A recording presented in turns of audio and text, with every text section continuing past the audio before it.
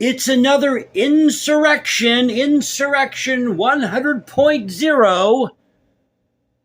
I've decided to up the ante. Now, I'm not going to do a lot of commentary in this video. As you know, I've been keeping track of these quote-unquote insurrections. Hey, if they're going to call what people did on January 6th an insurrection, well, then we should call what happened last night in New York City at Grand Central Station an insurrection. Fair is fair. And the best person that had this article out there was Fox News. This article about what happened last night. Because it seemed like a lot of these other sites tried to skim over some of the facts here. Well, we don't do that on this channel, as you know. And happy Saturday, everybody. Culture Confederacy here. I normally don't post a video on Saturdays. As you can probably tell, I'm half awake here, so bear with me. I just got done doing the overnight shift. But at any rate, let's get to this article at Fox News, because this is just too juicy not to share with my audience. And you know I love my audience like no tomorrow. I just love you so much. I'm going to give you a big wet kiss through the camera here. Now, this is scary. I'm acting like this and I'm half awake after doing the overnight shift. Okay, so let's get into this article here. And it doesn't help that I'm trying to get over the sinus cold either. But New York City's Grand Central Terminal reopens after mob of pro-Palestinian demonstrators swarm vandalize entrance. Now, I'm not going to share with you the clips from X, formerly known as Twitter, because unfortunately our Wi-Fi is not working around here. But I figured I'd read you this article so you can just get a taste of what happened last night in Manhattan. So this is a story by did I say Storia? This is a story by Sarah Rumpf Whiten. It starts out here. Service at Grand Central Terminal in Manhattan was temporarily suspended on Friday after a mob of pro-Palestinian demonstrators flooded the streets of New York City to protest Israel's war in Gaza, as they've been doing for weeks here, creating chaos as some tried to break into the closed station. So they were breaking into the closed station here. They were literally breaking windows, the window panes on the doors, just like out of the scenes we saw from January 6th. The pro-Palestinian rally began at 5 p.m. Friday with over 1,000 individuals marching through the streets. Some were seen tearing down posters of the hostages being held by Hamas terrorists and crumbling them up, while other demonstrators burned an Israeli flag. There you go. You want peace in our time? You want to free Gaza? Well, the best way to do it is burn the Israeli flag. Way to go. These people are so stupid, it's not even funny. According to an Instagram post from pro-Palestinian organizations Within Our Lifetime and the City University of New York for Palestine, don't you just love these long-ass names they give themselves to make themselves feel important? Like the Republican Women of Arkansas. I'm just joking, folks. I just popped that out of my head, okay? The protest was to flood Manhattan for Gaza. That was the name of the event. Flood Manhattan for Gaza. Quote, Gaza calls, we respond. Palestine will be free because when we resist, we win together. Cease genocide. Cease the siege. Cease the blockade. Cease occupation. Why don't you cease talking here, bud? Cease funding Israel. Cease settler colonization. Cease Zionism. Cease imperialism. Oh, cease imperialism. What does imperialism have to do with the fact that you have Israel fighting Hamas? Absolutely nothing. This is a conflict between two sides.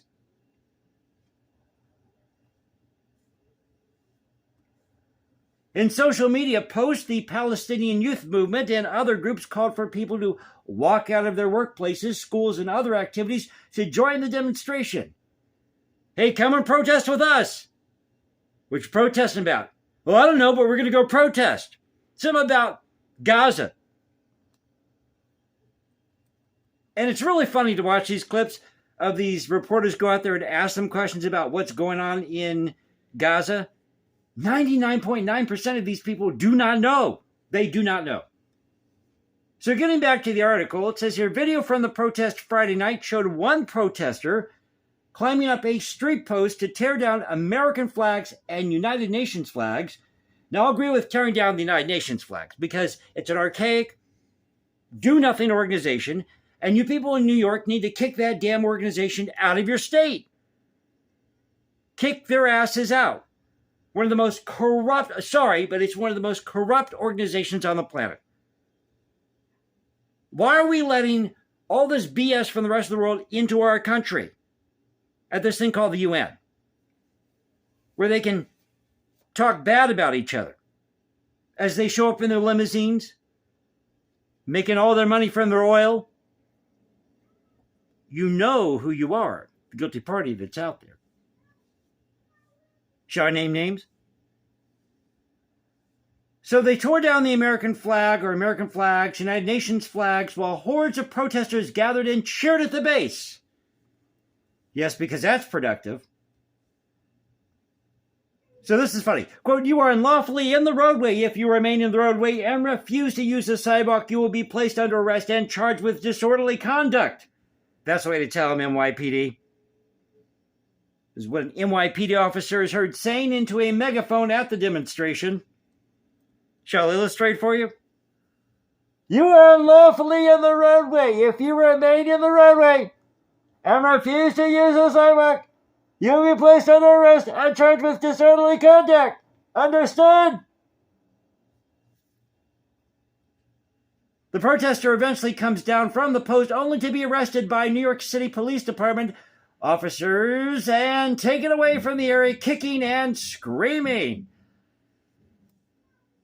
In another video, an Israel supporter and his wife are seen walking toward Grand Central Station surrounded by NYPD officers as some pro-Palestinian activists yell in the couple's direction while following them. The men can be seen arguing with the mob while officers try to keep the groups separated.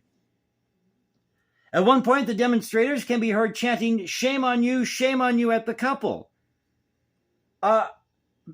This couple is not over in Israel right now. They're in New York City and Manhattan, where you're at. So how could they be guilty? You see the logic with these people? Pretzel logic. How could they be guilty for something that's going on currently in Israel or between Israel and Hamas? I mean, do they have twins or something?